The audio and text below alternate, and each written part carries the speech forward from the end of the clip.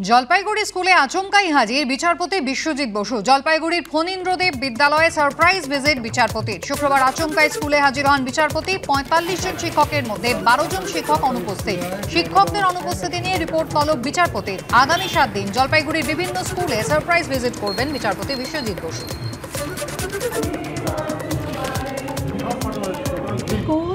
Physically দেখতে চাচ্ছি। হ্যাঁ, খুব ভালো। ওকে, ডেফিনেটলি ক্লাসরুমে ছোট আছে ক্লাসগুলো আর ইনফ্রাস্ট্রাকচার ডেভেলপমেন্ট করতে হচ্ছে। That is what he said. So we will carry out his instruction. 45 total teachers আজকে আমরা পেলাম 12 জন অ্যাবসেন্ট আছে। তার মধ্যে 4 জন ডিউটি ছিলেন। রিপোর্ট করতে বলেছে হাইকোর্ট। ইয়েস, হাইকোর্টে না স্যারকে। Sir, yes, justice. আমরা ডেফিনেটলি করব। ওটা এজেন আমাকে রিপোর্টটা দেবেন, that I will submit the report. বাড়িতে পড়ে গিয়ে গতকালই কপালে গুরুতর চোট পেয়েছেন মুখ্যমন্ত্রী মমতা বন্দ্যোপাধ্যায়। তার শারীরিক অবস্থা এখন স্থিতিশীল এবং সন্তোষজনক। কপালে 3টে এবং নাকে একটা সেলাই তার পড়েছে। আজকে ফের হবে শারীরিক পরীক্ষা। তবে গতকাল মণিময় বন্দ্যোপাধ্যায় এসএসকেএম হাসপাতালের অধিকর্তা, তার একটি বক্তব্য এবং তাকে নিয়ে ইতিমধ্যেই জল্পনা তৈরি হয়েছে, যদিও ব্যাখ্যা সঠিক নয় এমনটাই বলছেন তিনি। সরাসরি চলে যাব, আমাদের প্রতিনিধি জিলাম করঞ্জাই রয়েছেন আমাদের সঙ্গে। জিলাম, নির্দিষ্ট করে দুটি জিনিস জানতে চাইব। প্রথমত, মুখ্যমন্ত্রী মমতা বন্দ্যোপাধ্যায় আজ কেমন রয়েছেন এবং মণিময় বন্দ্যোপাধ্যায় তার বক্তব্যের কি ব্যাখ্যা তিনি নিজে দিচ্ছেন?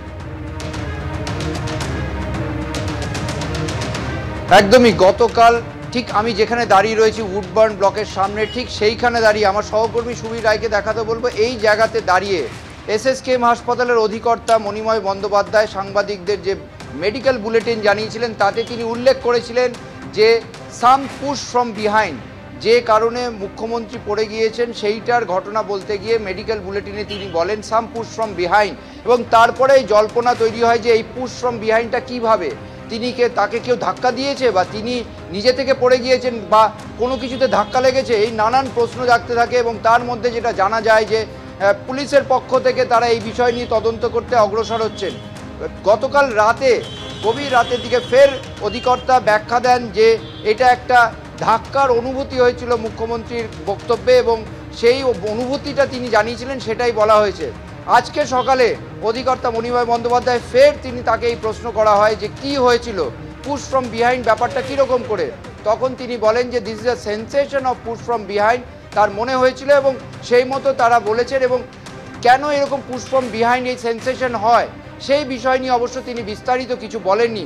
তিনি বলেন যে চিকিৎসা করা কাজ আমাদের, আমরা চিকিৎসা করেছি এবং এই যে sensation of push from behind এই বিষয়টা নিয়ে একটা মিসরিপ্রেজেন্টেশন, মিসইন্টারপ্রিটেশন হয়েছে, ভুল ব্যাখ্যা হয়েছে। তোমাকে আমি এখানেই একটু বিরত করব। মণিময় বন্দ্যোপাধ্যায় আজকে সকালবেলা ঠিক কি বললেন শোনাবো।